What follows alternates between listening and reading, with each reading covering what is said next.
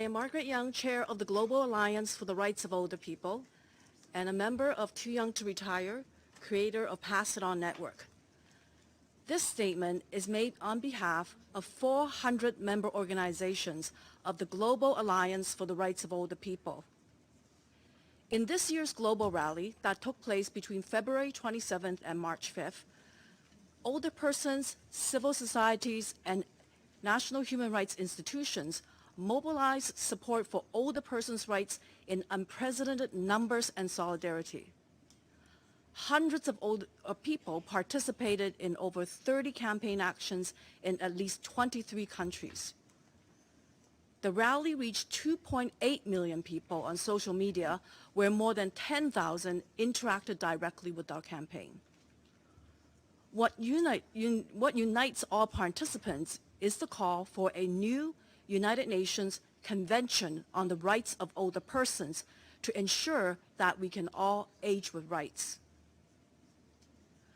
The report of the multi-stakeholder meetings on the human rights of older persons from the Office of the UN High Commission for Human Rights confirms the inadequacy of existing international framework and strongly reinforces the urgent need to develop and adopt a comprehensive human rights legal binding instrument for older persons. As advocates for human rights in older age around the world, we stand ready to engage actively in the implementation of its concrete recommendations.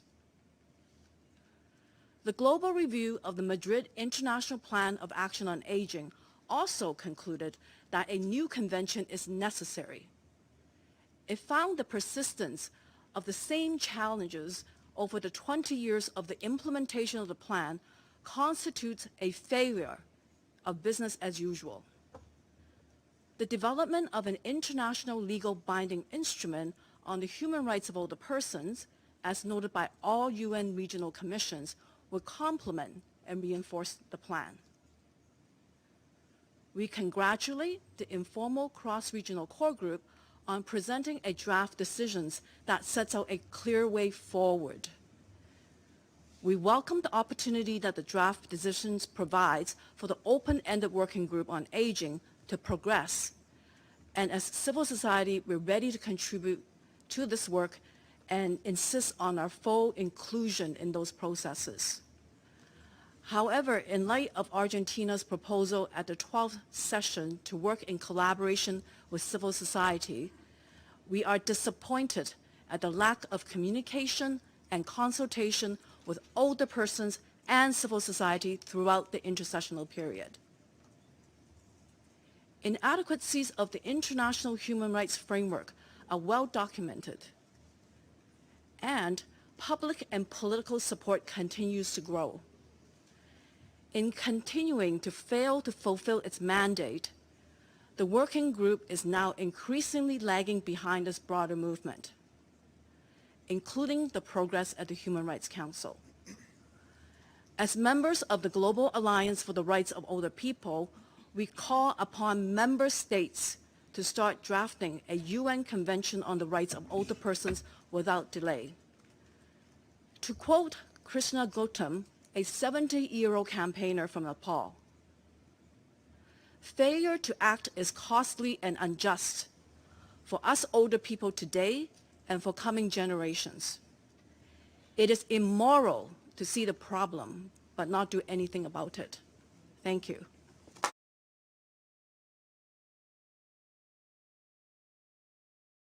Age International aligns itself with the statement made on behalf of the Global Alliance for the Rights of Older People.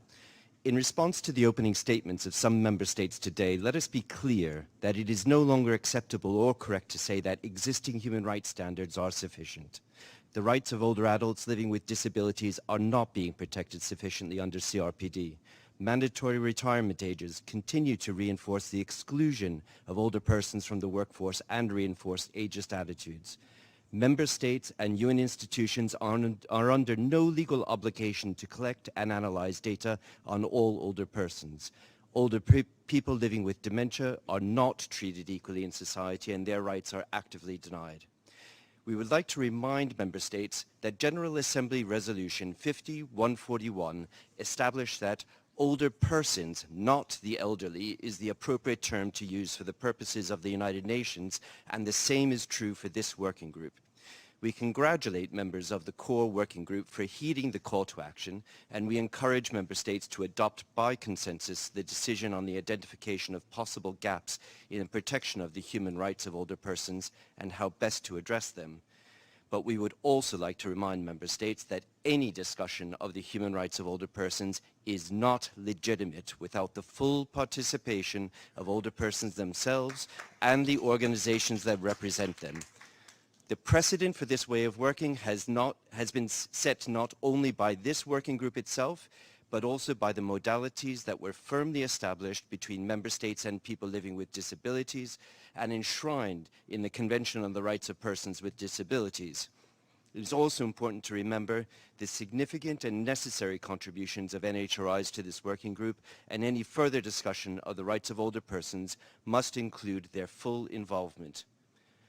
The working group must also take into account the considerable work on the rights of older persons being done in Geneva through the Human Rights Council, the Office of the High Commissioner of Human Rights, and the independent expert.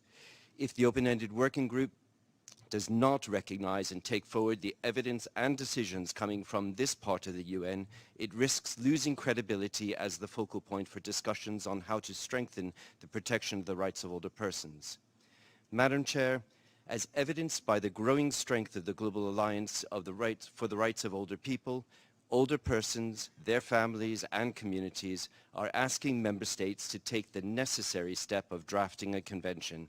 We expect this 13th session of the working group to expedite movement in this direction. Thank you.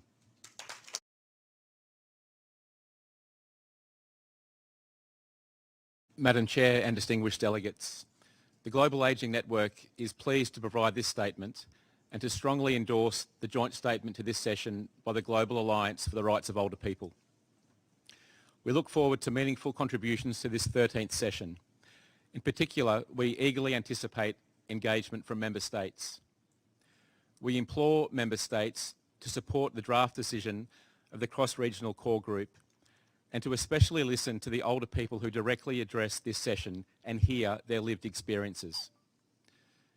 The inputs in advance of this session from civil society, NHRIs, the independent expert, and reports from the multi-stakeholder meeting on rights of older people and the review of the Madrid International Plan of Action on Ageing provide compelling evidence of the violations of the human rights of older people and the impact such violations continue to have across every region of the world, including a country such as Australia, where 1 in 6 older people continue to experience some form of abuse.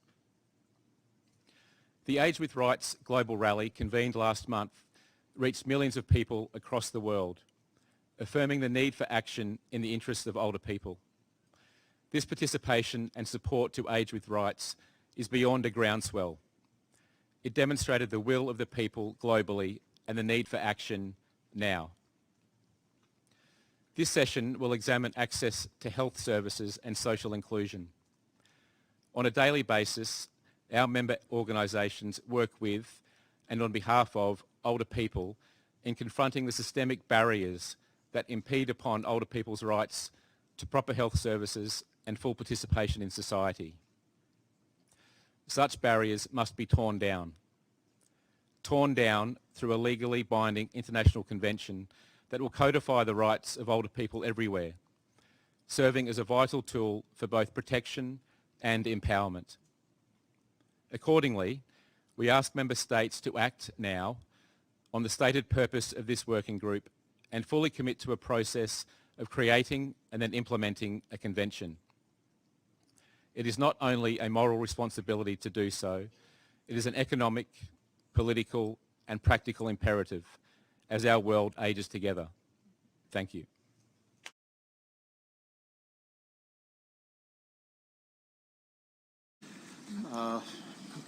Thank you, moderator, for giving me this opportunity. I'm Himanshu Rath from Agewell Foundation, India. In addition to that, I'm also an old person myself.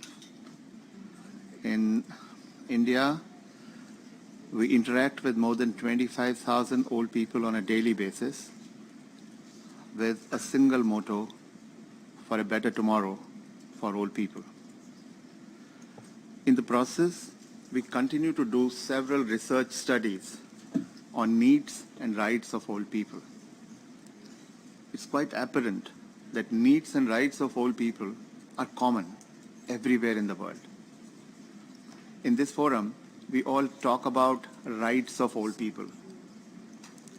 But if you look around, then you realize that most governments around the world look at old people as a responsibility, in a way, a burden. The entire mankind has been working towards a long life ever since the beginning of mankind. Today, living up to 90 or 100 is quite common. And if people are going to live for that long, you retire at 60, 65, you still have 30, 35 years of life left in you. Almost every old person around the world today needs gainful engagement opportunities. They need elderly-friendly infrastructure. They need mass-scale digital literacy training and soft skills. They need recreational centers. They need self-help groups for old people. So much all around is required. But in this era of recession, the needs of old people has been kept on a back burner by most of the governments from around the world. How do you expect, and this question is to almost all the panelists, how do you expect to get support from governments in infrastructural development for old people with all around recession across the world? If we all think about it, perhaps we may come up with something which will help all of us. Thank you.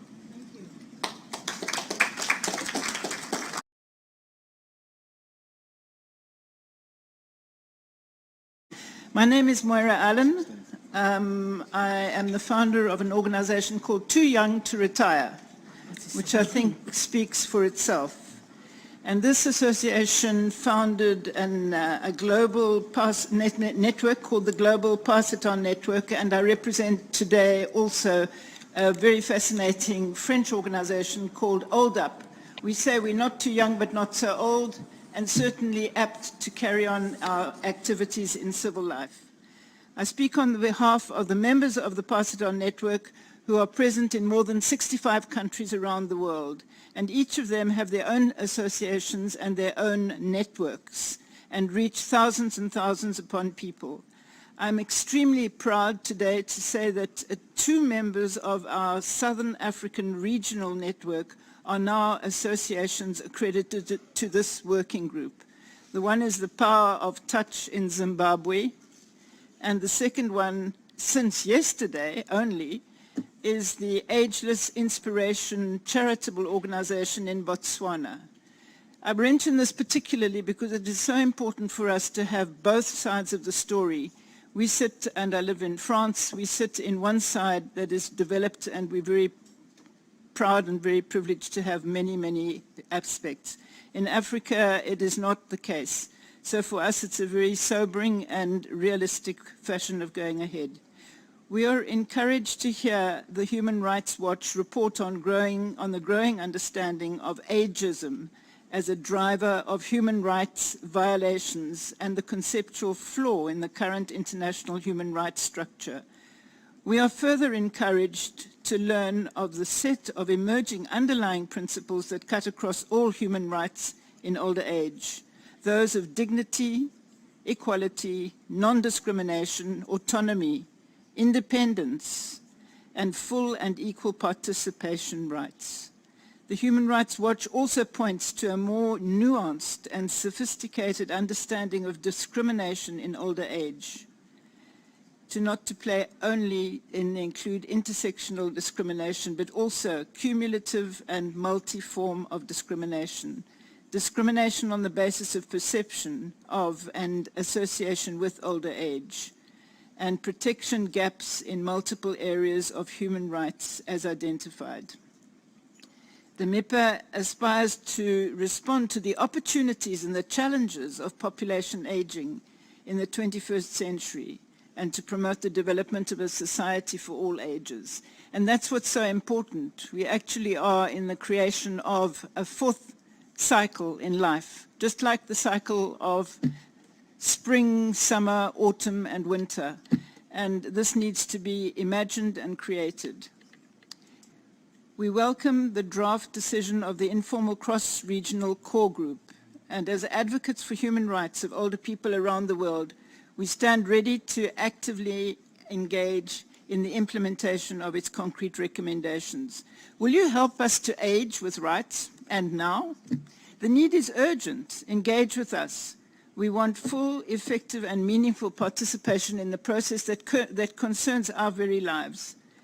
We as older people and rights holders say loudly and clearly, nothing for us without us. Thank you.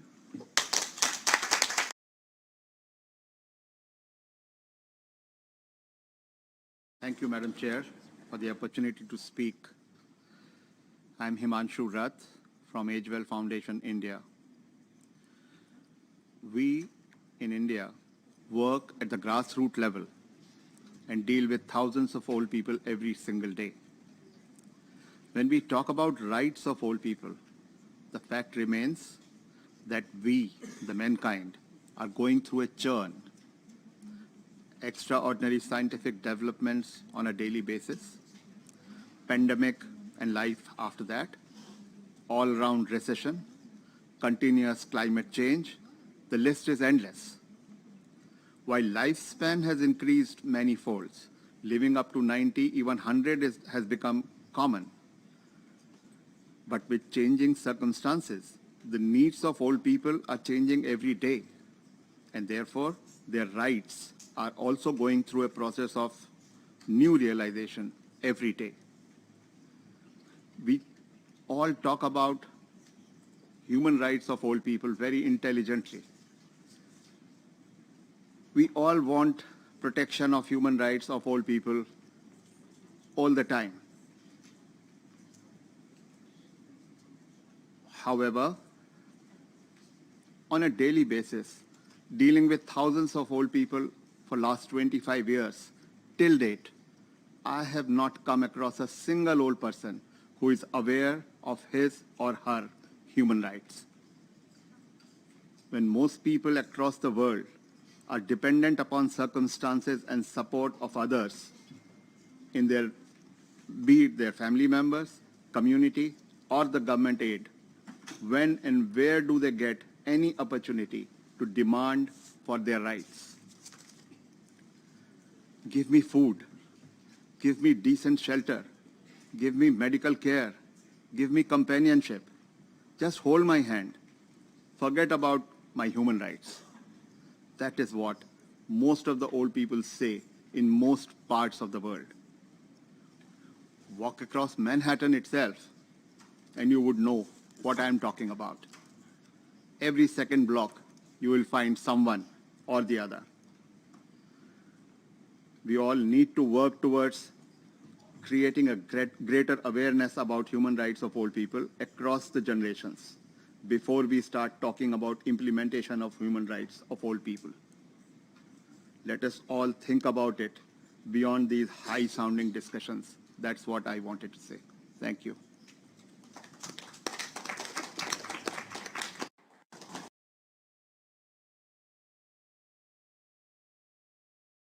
This is a joint statement on behalf of the elected and appointed members of the steering group of the Global Alliance for the Rights of Older People. We congratulate the informal cross-regional core group on presenting a draft decision that sets out a clear way forward. We look forward to the adoption of the intermental negotiated recommendations at the next open-ended working group session in 2024. As advocates for human rights in older age around the world, we stand ready to engage actively in its implementation. We reaffirm the statement made on behalf of our 400 member organizations on day one of this session, and we emphasize the following. We insist on full, effective, meaningful participation of civil society and older persons, including the most marginalized in all of their diversity, in the work of this working group and in the informal intergovernmental meetings to be organized by the two co-facilitators. We can offer lived experiences and expertise that will support the work and ensure legitimacy of this process. We call for the work to start immediately with a publicized timetable for the informal intergovernmental meetings and with adequate notice to allow for our participation. We urge all member states to endorse the decision. More older people are dying each day without their full and equal protection of the human rights. What more is required for member states to take the necessary action?